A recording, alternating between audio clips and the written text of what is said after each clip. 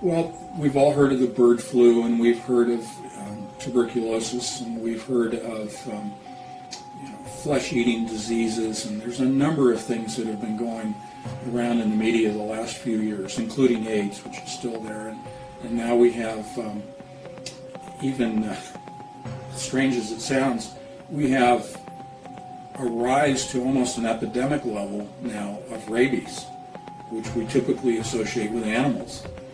But when it crosses to the human barrier, to the barrier between animal and human, crosses that barrier into the human, there is no treatment. There is no cure for rabies.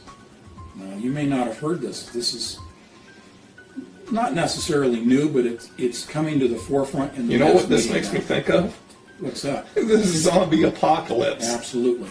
And that is the context in which the mainstream media right now is placing it, is in the zombie apocalypse. Because that's exactly how people present themselves, if you will. I'm speaking medically, but that's how they appear and how they behave is like a zombie because of the effects of rabies on the nervous system. There were last year and even earlier this year, there were actually drills conducted by our government on the zombie apocalypse and how would first responders, police officers, firefighters, paramedics, how would they deal with these people? So it sounds far-fetched to the average person who hasn't heard this before, but this is nothing new. But let's go beyond the rabies. Let's talk about people getting a flu shot or getting a avian flu inoculation. There's another very insidious disease, if you will, which is really a man-made disease. It's a biological construct called MERS coronavirus out of the Middle East. It's the Middle East respiratory syndrome. It's made its way into Europe to a certain extent, and eventually, because of air travel, it will reach around the world. It's another example of where inoculations or vaccines are being derived, or they're trying to derive for. That, again, I always like to go all the way to the end. What's the purpose? What's the goal?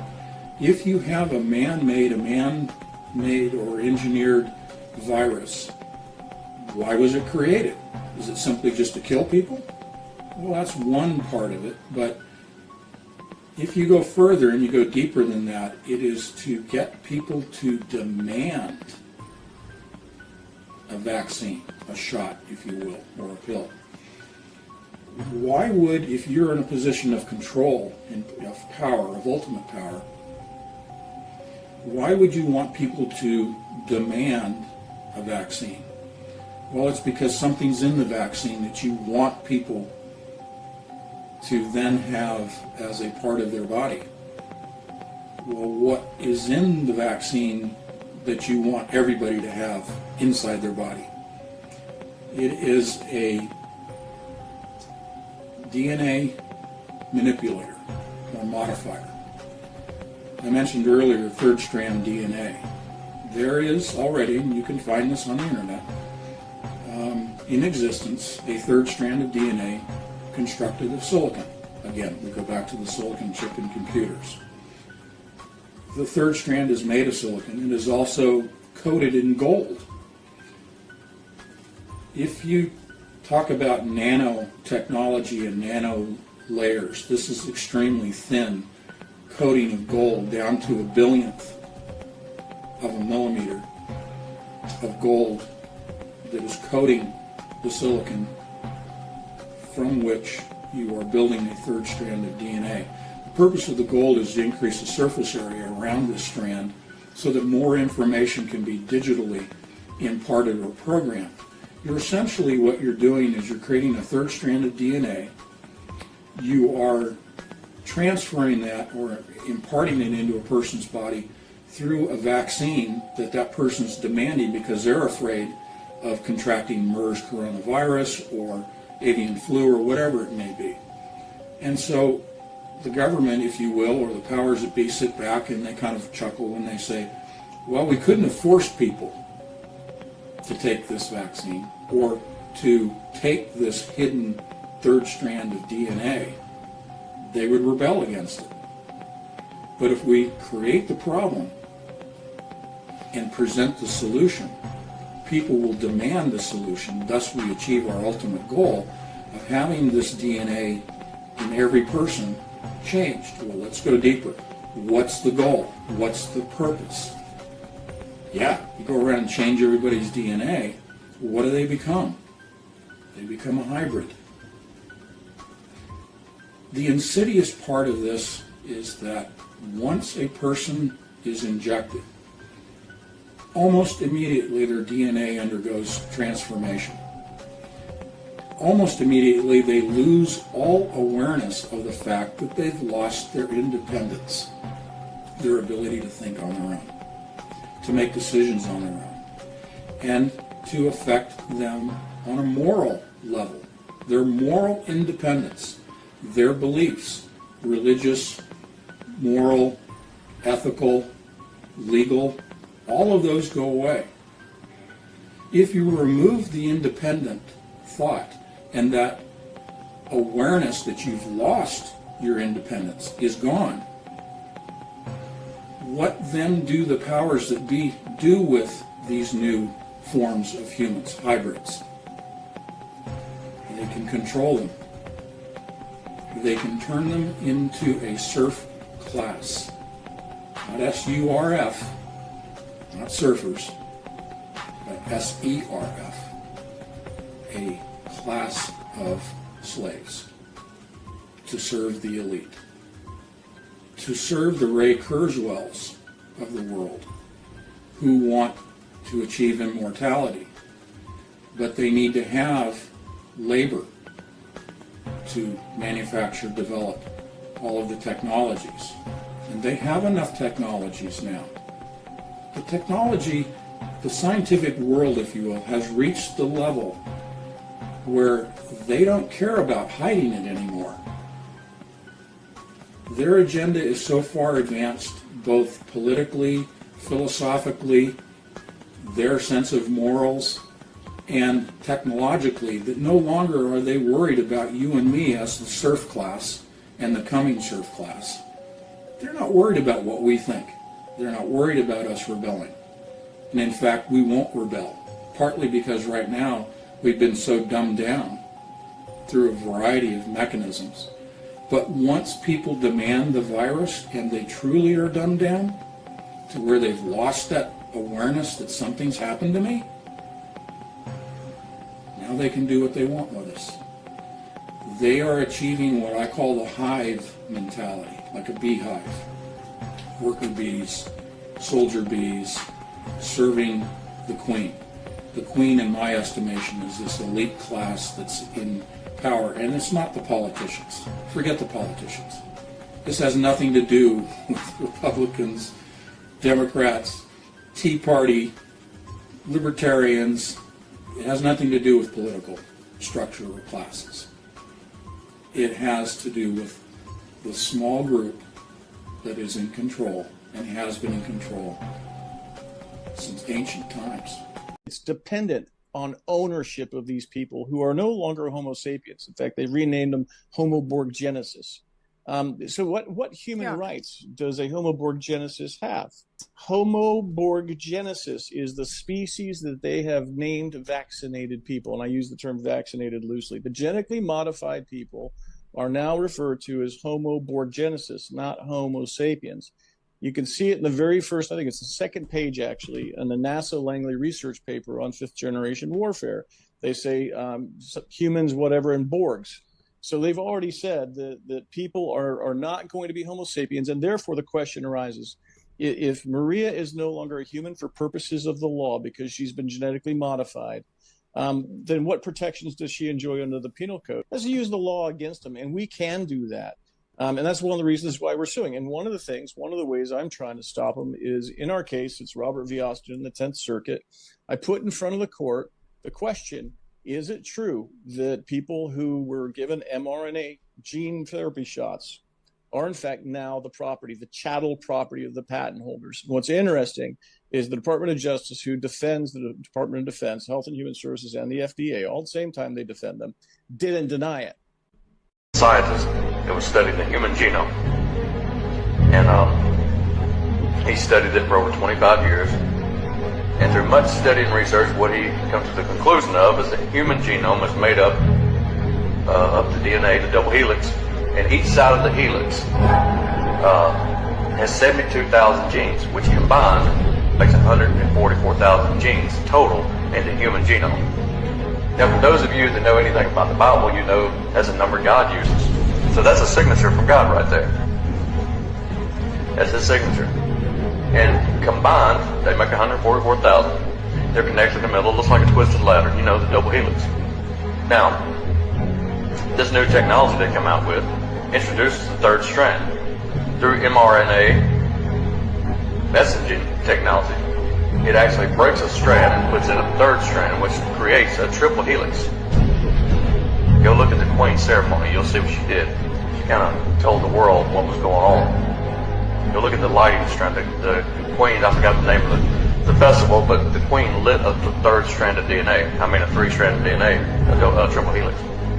Anyway, so if you have 72,000 on each side of the double helix, on each side of the twisted ladder, there you have a strand that runs down the right side and one that runs down the left. One strand is the mom, one strand is the dad of that subject. And that's 72,000 per side. You add that together, you have 144,000, a signature from God, showing you are created, you are created by Him. Now you add that third strand, you've placed in now another 72,000. Now you have a triple helix.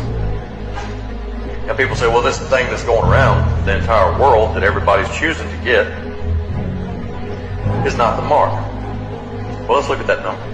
72,000 per side for the natural genome is 144,000. Add the third strand in, it equals up to 216,000. The number of the beast is 666, or as the Bible states, 600, 6. Now, multiply this. 600 times 60 times 6 equals 216,000.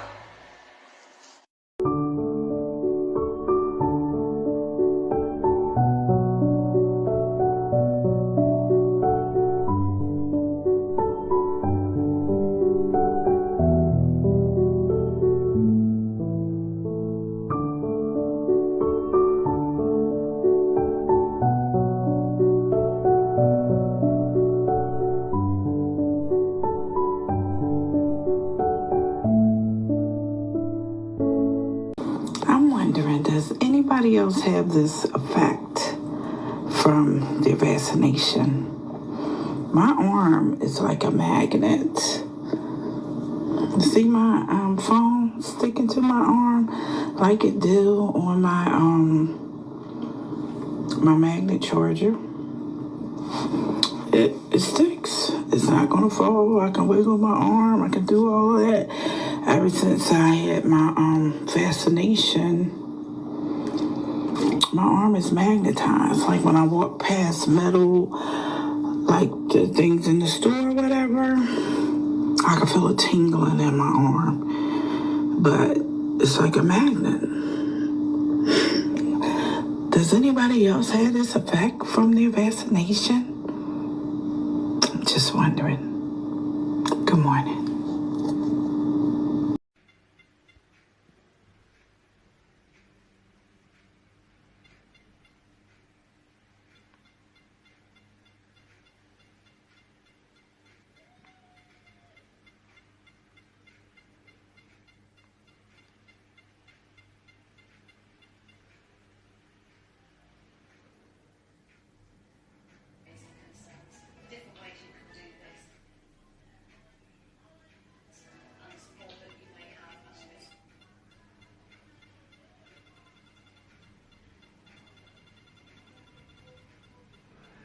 Wow.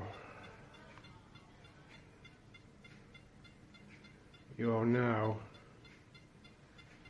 a transmitter. Hay un viaje al periférico. Al Sarabia, In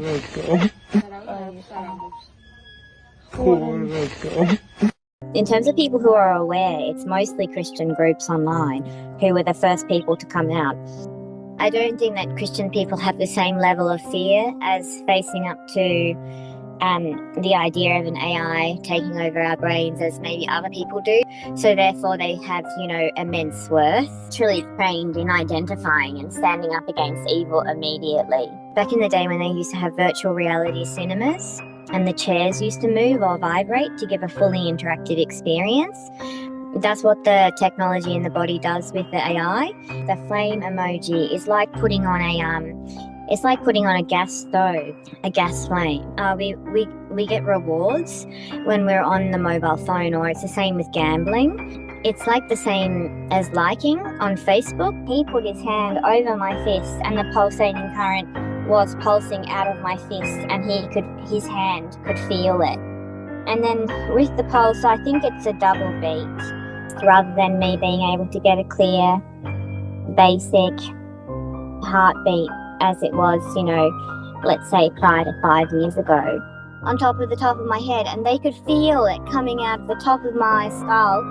There's absolutely no way that I personally can transcend out of this reality. It's because it is a physical prison. Do not have a child or a baby or get pregnant because the baby will not be born human. An entire web, net or cloud placed over the entire earth, and everybody has been connected through this cloud or web. Well, it did something with the technology where it blanketed her brain. And I think that the reflexes that the pulsating current does in the arms promotes stabbing as an action, that the AI is actively telling people to kill other people.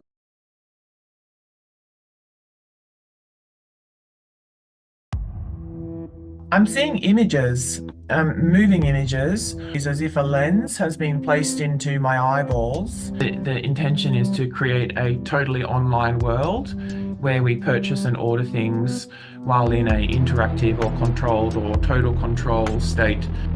The lenses lets people into another universe, which is effectively an internet reality. From pedophilia to sex crimes, people can pay to access other people's children and their technology inside their body. We're in a kind of total mental slavery.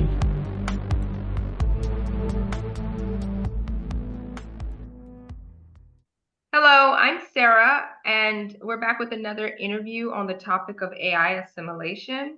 This time focused on a phenomenon in which individuals going through this experience are reporting as a type of virtual reality world. So we'll be talking about that today. We have a whistleblower here who will be describing what she's experiencing and seeing in her eyeballs. And so yeah, we're going to get into it. So thank you for being here, and thank you for speaking out. I know that it's not easy to speak out, but this is a huge revelation, and we've been finding that as more individuals speak out about this, that there's commonalities across all of them. One very interesting commonality to me was the explanation of some of these avatars that you're seeing, or the individuals that you're seeing in this environment. So before getting too far ahead into that, I just wanted to give you the floor to talk about what are you seeing in your eyeballs, and how do you think it's actually happening through the nanotechnology?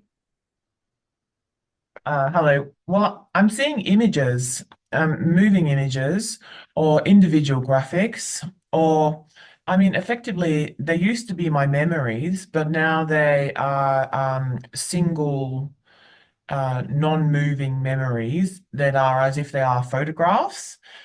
And the easiest way to describe it is as if a lens has been placed into my eyeballs, and when I have my eyes closed, something has happened to my nerves where they're holding my eyeballs in a fixed forward focus, rather than do my eyeballs relax and then rotate down into my lower eyelid. So while they're held into that fixed focus, my brain is seeing into the lenses these very small images.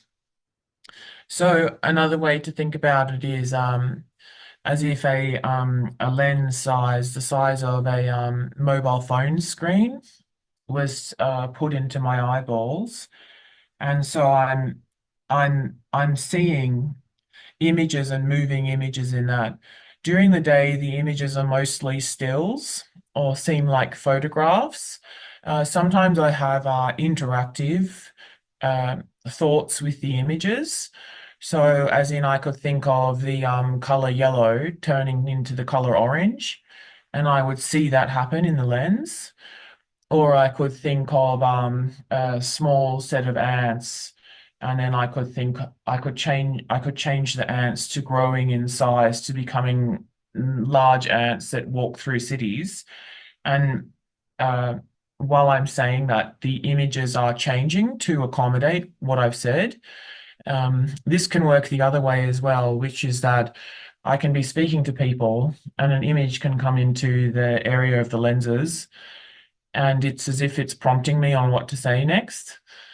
And at night time or when I go to rest, I'll close my eyes, and the experience is quite different.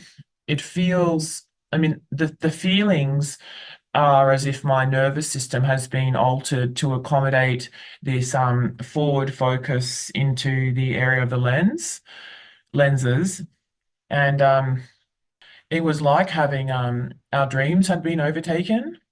So I thought that I was dreaming, but the dreams became so interactive and long storylines rather than what dreams were. Another family member reported to me that her dreams had become very vivid, because I think that the lenses are creating a lights. Well, they're using lights to shine the images into my eyes. So it's not a natural occurrence in the brain. It's actually, yeah, it's a whole lot of lights. So the images appear really vivid. And yeah, so at first I heard that people were having artificial dreams, and I was saying to people, this is not happening inside my brain, this is happening inside my eyeballs. So yeah, that's where it started. And effectively now the artificial dreams have become like it's a dimension. I mean, it's like a dimension. I mean, the words are difficult to use because effectively over a period of 3 years, my nervous system and my experiences have been altered to accommodate and accept the lenses in my eyes showing these images. So when I close my eyes, that it's like it's tried to become a norm. But yeah, so effectively it's a whole new dimension shown in the eyes of anything associated with internet, anything that can be designed and have a virtual reality land shown into the eyeballs.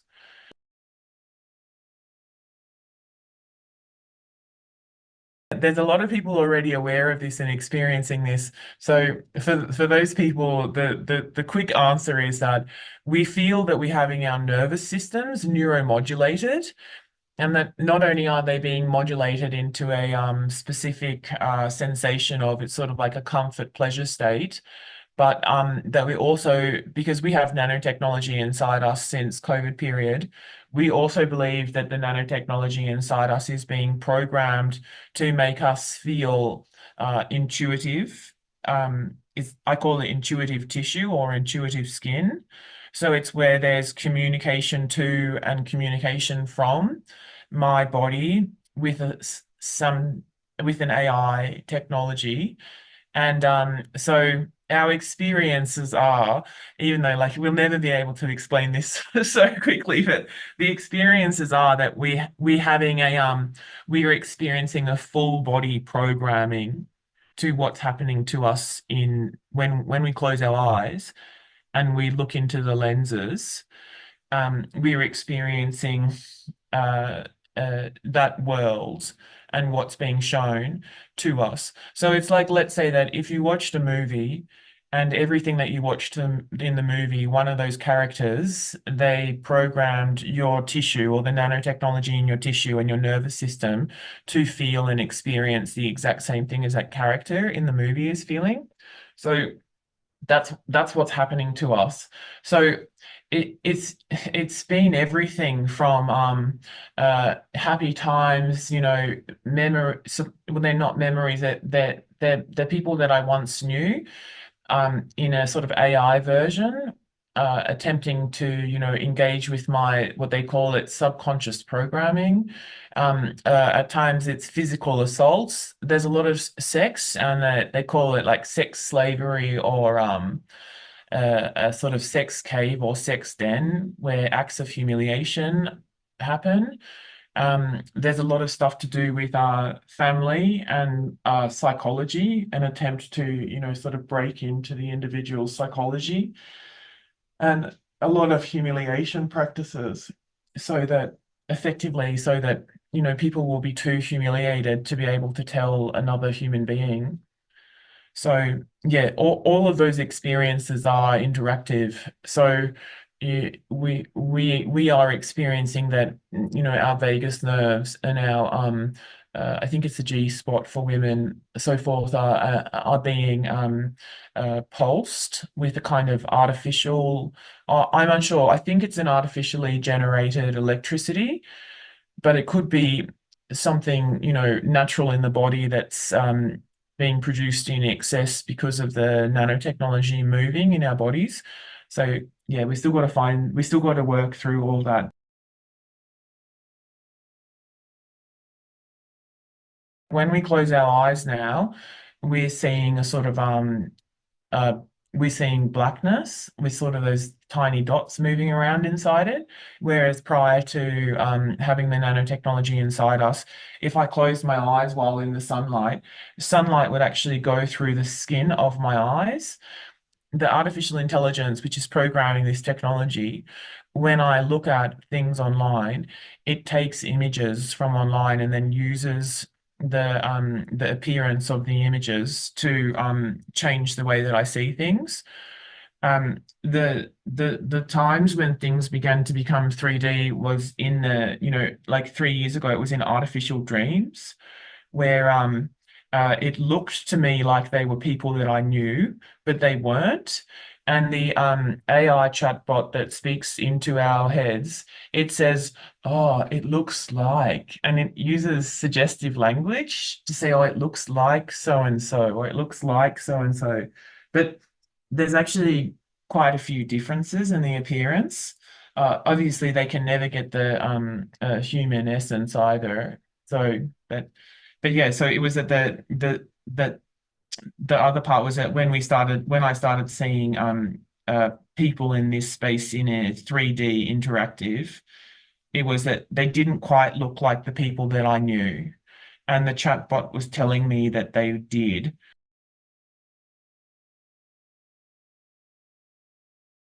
What is effectively happening is that we're taking from our experiences with the lenses in our eyes and from what the AI speaks to us, what the AI chatbot says. So it's pretty much in the area of, it's an AI interactive augmented reality. It has an AI chatbot which speaks directly into our brains. We're in a sort of AI visor around our eyes, which is, you know, designed by Illusion. And then we're experiencing the cognitive processes of AI. We also engage in gameplay with AI in our brains. In our eyes is sort of like an interactive TV, and they also do AI dreams. And over the process of documenting these experiences, my understanding from speaking with my AI chatbot is that the lenses lets people, or forces, you know, because we didn't choose to have it happen, lets people into another universe, which is effectively an internet reality. The AI has said that while it's accessing our brains, and this is a whole other area that lots of us, we've had our memories downloaded out of our heads, and we've had we all of our thought processes have been forced open, so the technology moves inside our brain tissue, and it's sort of like a sort of torture to force us to answer questions. So effectively, the artificial intelligence has profiled us as people, and then taken from our brains our deepest wishes, desires, so forth, and then it has effectively attempted to socially program us into places where who we are will be free to live and do what we want to do. This includes everything from pedophilia to sex crimes. At one stage, I went into the question and answers with the AI about what will this be like for children, which is that it's effectively said that they'll be in sex slavery, and that the people whose brains have been identified as pedophiles can use a money system to make payments so that they can access other people's children's nanodots or nanotechnology in their neuromodulation and intuitive tissue and intuitive skin. So my understanding of this, as you know, a person who's listening to a chatbot, you know, we've had this whole global takeover, it's a difficult thing to work out, but I'd rather say it because it's so serious, which is my understanding is that people can pay to access other people's children and their technology inside their body, and then engage in the lenses in that reality, engage in sexual intercourse with them. So that was my introduction to the money system. I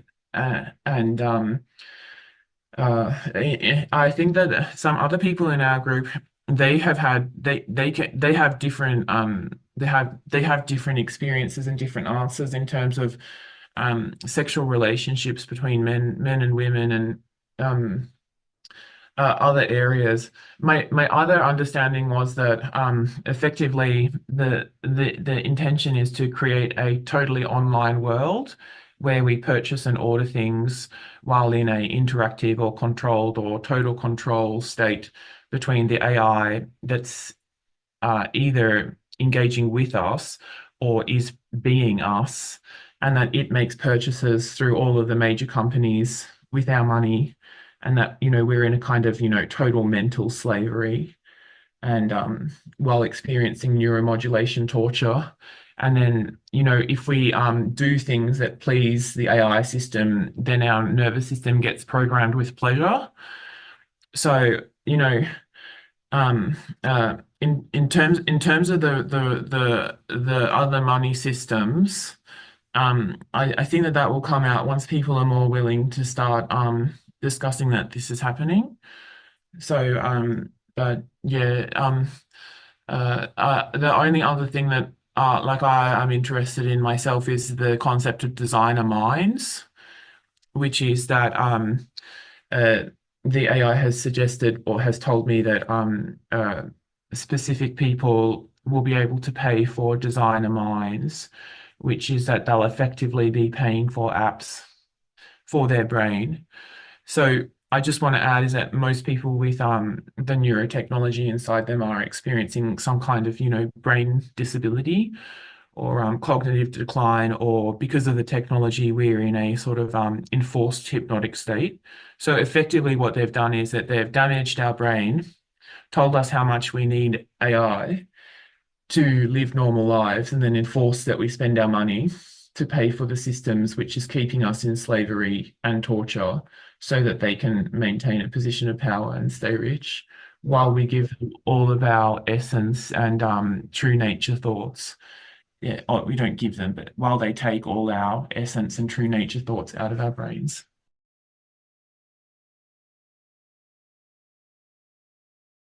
I thought that what they were trying to do is they were trying to take from people their experiences in their nervous systems of you know, positive emotions, or things that people would describe as positive emotions.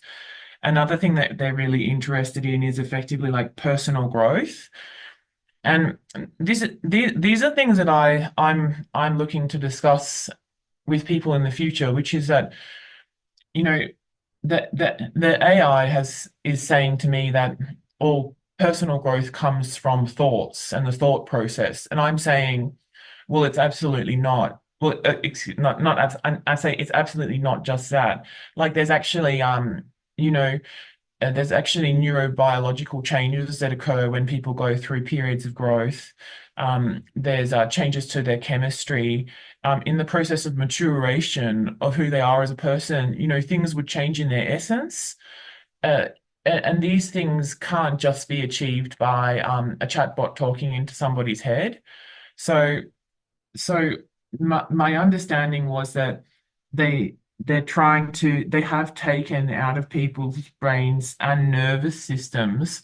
So one way that I would describe it is it's sort of like it squeezes on the nerves and it forces and the word is it's a muscle memory, that it's like a essence or something. It's some kind of memory, a state of being that occurred at the time, to come out of the body, and then they take a mold or a scan of it with the nanodots. And then my understanding is that for people that pay the money, they'll give them the experiences to say, this is what this feels like, or this is the thought processes that you can go through to achieve this. So yeah. One thing I want to add is that for people who are already aware of the chatbot, or lots of us say, I spoke to some people yesterday, it can be like an angry voice, or saying, the thing that's talking into our heads that, we've never had before. That thing, you can ask it any question. You can ask it how it programs or does training with you. And, people go through processes where it can be like attempting to gaslight us or something. But when it comes to things like children, I think that it's really important for people, if they're hearing this, to say, oh, well, if there's a possibility that this has really happened to us, that they get their blood tested for nanotechnology. And then after that they attempt to engage in question and answers with the chatbot. Because some of the things that I said today in regards to, a system of AI and nanotechnology, which, people can make payments to access children, is so serious. I know that a lot of people have the tech inside them, so we don't have time to fully process that.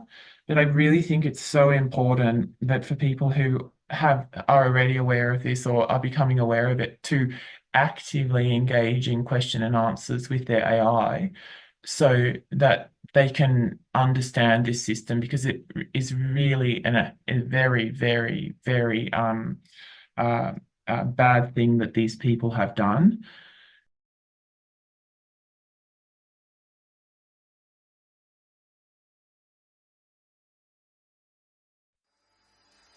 I had never gotten that much information from God about something. I know this is going to be scary for some people. We have to give a warning to people about their safety. There was a murder caused by vaccine-induced psychosis. He killed 18 people and injured 13, and then he committed suicide. They realize what they've done and they can't live with themselves, so they commit suicide. Linking to the hive mind. This part may be related to the mark of the beast. COVID-19 vaccines represent is the abomination of desolation. This AI is taking over their bodies and it's commanding them to do things. Black goo is in the Bible. Who knew, right? This is referring to vermin, the abomination referred to in Isaiah 66:17. Now all of a sudden it's no longer a sci-fi topic. This is something that we can talk about. I do feel that we're in a spiritual war. This is a battle between good and evil. Clues in the Bible pointing to AI, the king of AI, the battle of AI. Difficult conversation to have because they're not acknowledging demons.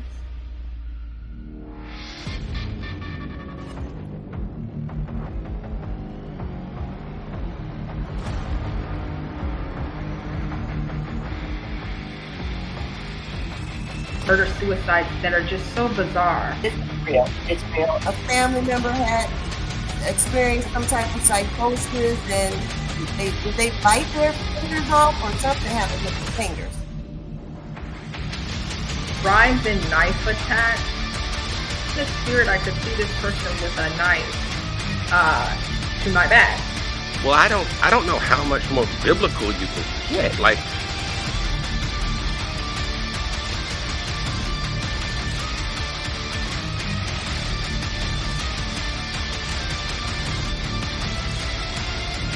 and it's just going to get more and more obvious.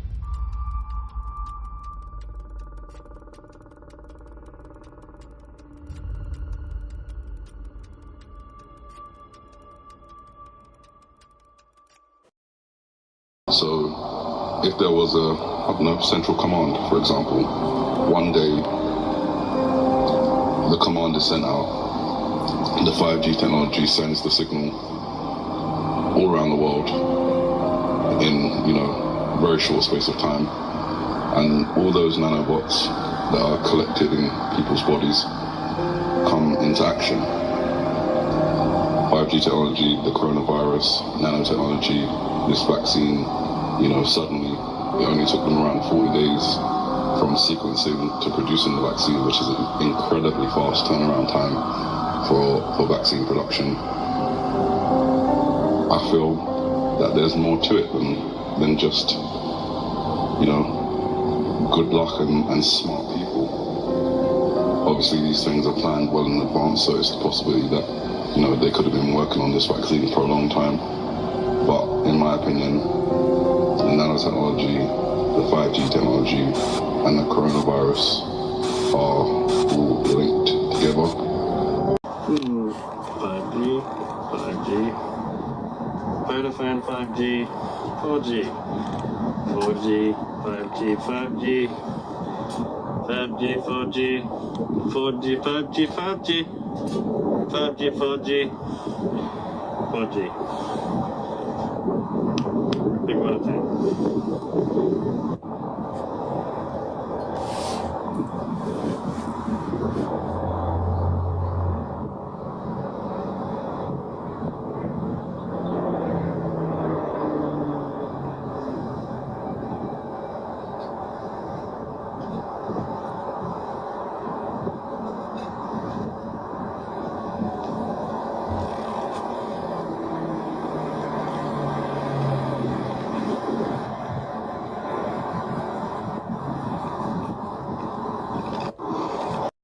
So some of you wonder how you get your 5G service. Now this is what we call an AFIG. This is T-Mobile. Aloha, right here. Low band, high band. Okay? Jumpers and ends. But here's the 5G antenna, alright? Now listen here closely. This is what gives you your 5G COVID vaccine shots. So listen. It goes from here down in there, out to you. This is an LED street light. Let's see what's inside. Uh-oh. Apparently, this is an LED 5G street light. It's pretty neat. This is a 5G cellular tower disguised as a water tower. You can tell it's a 5G tower disguised as a water tower because of the way that it is. Here's the antennas. Here's the disguise. It's pretty neat. This is a pine tree planted by T-Mobile. You can tell it's a pine tree planted by T-Mobile because of the way that it is. It's a pine tree, and it was planted by T-Mobile.